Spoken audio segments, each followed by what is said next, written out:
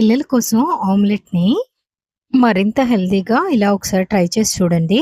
దీనికోసం సన్నగా తురుముకున్న carrot, potato అలాగే సన్నగా చాప్ చేసుకున్న ఆనియన్స్ అండి. అలాగే 2 ఎగ్స్ అండి. ఒక బౌల్ తీసుకొని చాప్ చేసుకున్న అన్నిటిని దీనిలో వేసుకోవాలి. ఇందులో రుచికి సరిపడా సాల్టు, పావు టేబుల్ స్పూన్ పసుపు, హాఫ్ టేబుల్ స్పూన్ కారం, హాఫ్ టేబుల్ స్పూన్ ధనియాల పొడి, కొంచెం గరం మసాలా, ఒక టీ స్పూన్ అల్లం వెల్లుల్లి పేస్ట్, సన్నగా కట్ చేసుకున్న కొత్తిమీర అండి. వీటన్నిటిని బాగా కలిసేలా కలుపుకొని 2 గుడ్లను పగలగొట్టి వేసి ఒకసారి బాగా కలుపుకోవాలండి.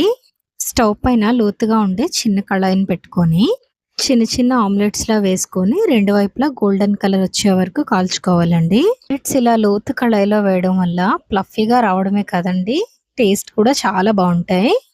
చూస్తుంటే స్మూత్‌గా చిన్న చిన్న బన్స్‌లా అనిపిస్తున్నాయండి.